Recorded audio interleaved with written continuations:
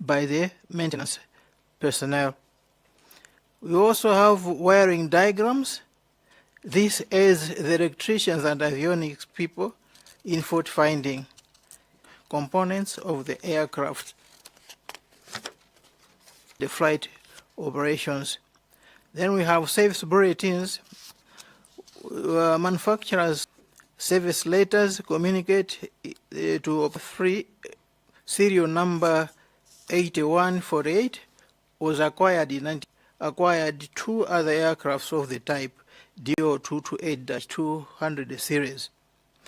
The difference is that being a VIP aircraft, it had fitted extra systems. For example, autopilot, air conditioner, ELT, and other improvements to the area type.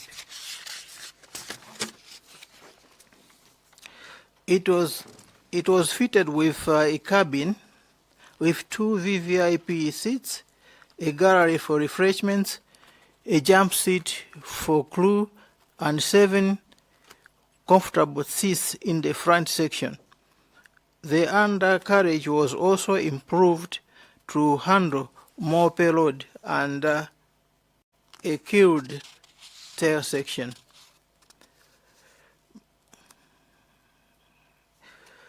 MAF Tango 03, serial number 8148, maintenance. MAF Tango 03 was maintained in accordance with the ICAO and European Aviation Safety Agency approved manuals. Take logs were also maintained. These manuals were also authorized by the Civil Aviation Authority. When carrying on inspection, 3 people inspect and sign off on the sheet. A technician inspects first, then the dock chief or supervisor checks the same thing, and the inspector checks and signs also. Pre-flight inspections.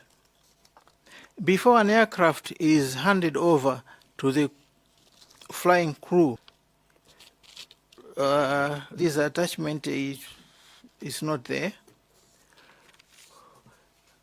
We also have, when the aircraft goes out and returns, we have a post-flight where the aircraft, when the aircraft returns from a flight, another inspection is carried to ensure that any defect originating from the flight is rectified. Defects reports from a flight mission, pilots can raise a defect report in the flight logbook, which gets noted by technician when post-flight inspection is done, rectifies before the next flight. Thank you, Chair. I submit. Major Ntambo, that was a straightforward presentation of how you used to operate then. I will request members, maybe they may want further clarification on 1 or 2 issues. But in your opinion, how have you seen evolution of the technical aviation around the world? How does Malawi compare with the rest of the world? Maybe we can start from there. There has been quite a lot of improvements in aviation in the world as of today. But Malawi looks to have lagged behind.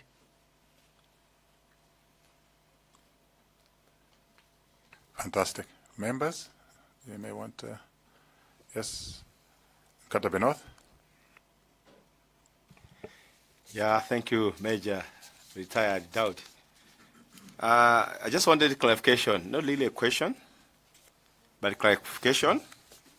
You presented that this Donia, it was fitted with a VIP cabin, 2 VIP seats, a gallery for refreshment, and jump seat. So I just want to understand a jump seat. What do you mean about jump seat? Is it a parachute? Or if there's an accident, the pilot can inject and then get out from the plane? What do you mean about this? The jump seat is a side seat which can be folded. When it is folded, it aligns with the wall of the aircraft. You can pass, you may not know there is a seat here, but you can unfold it and sit, and it's used to be sat by the crew member.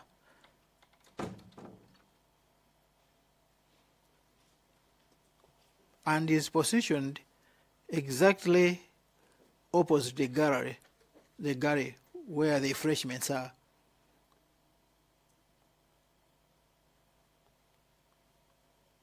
Okay, Chair. Get it. Thank you, Major. You may drop your mic so that we can communicate. Mwanza Central. Chair, just a quick one. Major Ntambo, during your time, when a plane goes on a mission, and probably from that mission there is another mission that the plane has been assigned. Regarding the checks that you have indicated, how were you doing such checks? You used to follow the plane, say maybe the plane was going to from the airbase, the mission was to go to for instance Lusaka, and as it was in Lusaka, there's another mission and the plane probably flies back to Chireka, but it will have to go to another mission. How were you conducting the inspections? Thank you, Honorable Member. In such cases, we always have a technician on board. This technician is tasked to do the pre-flight inspection before the aircraft leaves, because he has to check the exterior of the aircraft to make sure that in the last flight there was no damage which can affect the next flight. And all the other inspections also were done by the same technician, after which he also handed over to his pilot to go around and check that everything is safe. Thank you very much, Chair. Zombatonda. I don't have a question at the moment. Okay, so I'm going through line by line, and then we have Deza Mayani. Thank you very much, Major Daudi Ntambo. I just wanted to learn from you that you have highlighted that this VIP MAF Tango 03 was a VIP plane, and it was a third one to come into this country. Why do you think, were there any specific reasons why we as Malawi, we liked to buy these doniers? Were there specific reasons why we went for a choice of a donier? Do you know any advantages or disadvantages of a donier if you compared it to other planes, if at all you have any reason? Thank you, Chair. Thank you, Honorable Member.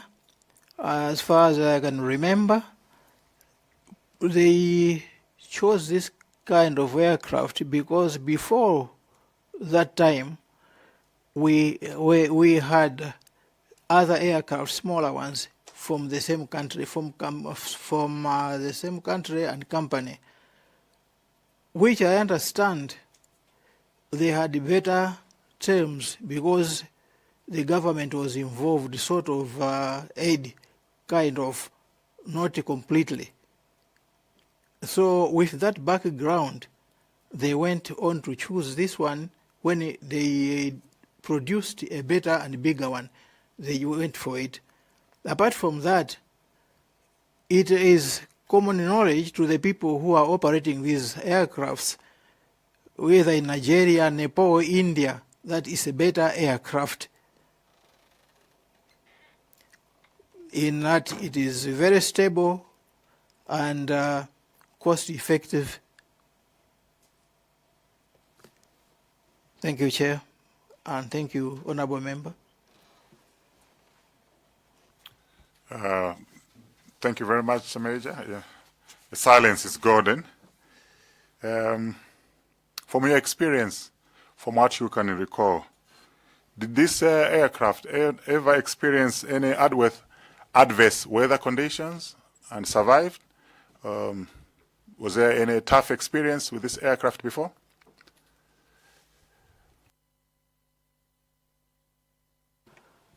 Not one I can remember, but obviously there were times when we met these weather conditions.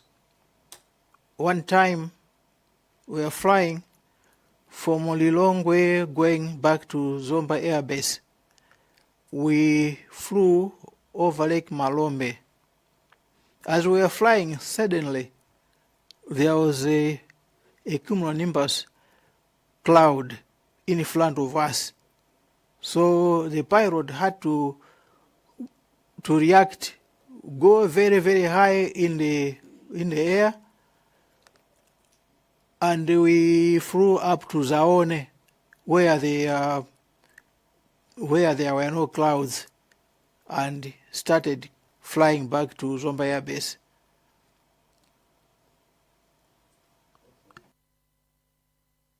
Honourable Member. Yes, Kadabe North.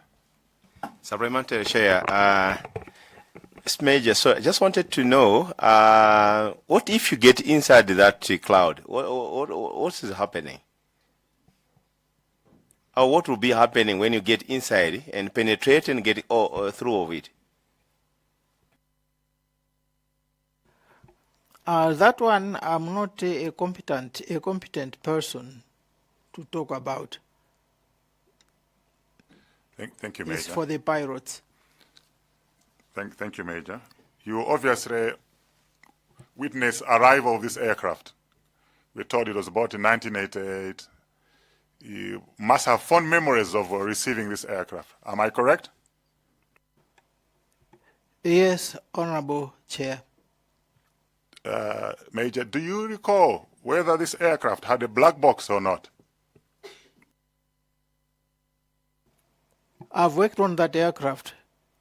I can assure you there was no black box. And even the minimum equipment list up to now does not indicate that there was one installed. No, Thank you, Honorable Chairman. Thank you very much for this useful information. Your institutional memory was very important to enlighten members of the ADO committee and also the public out there that are listening to this session. So we appreciate the time that you've taken. You responded to our call. You didn't come as on summons.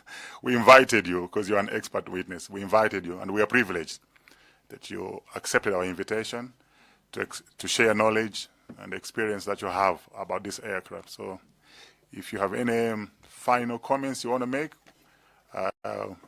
you are free to do so. Thank you, Honorable Chair and Honorable Members. It has been a privilege to be invited to this forum. I thank you very much. Once again, we're extremely honored. We're extremely honored to have you. You are our hero, a hero in the military service. Hope one day there will be an opportunity to award you for excellence, military service excellence. But it's a pleasure having you here. and the experience you have and the knowledge you have is rich to this country. May God continue to bless you with good health. Thank you, Honorable Chair, and thank you, honorable members. You may take leave, Major Ntambo.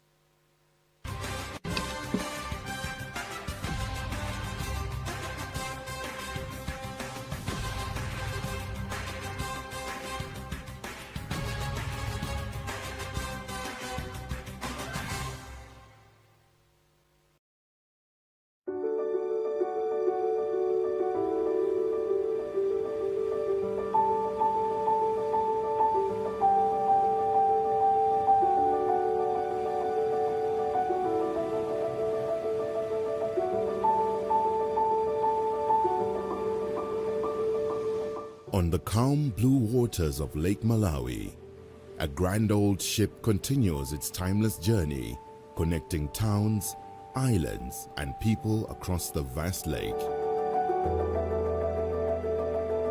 This is MV Ilala, a vessel that has sailed these waters for more than 7 decades.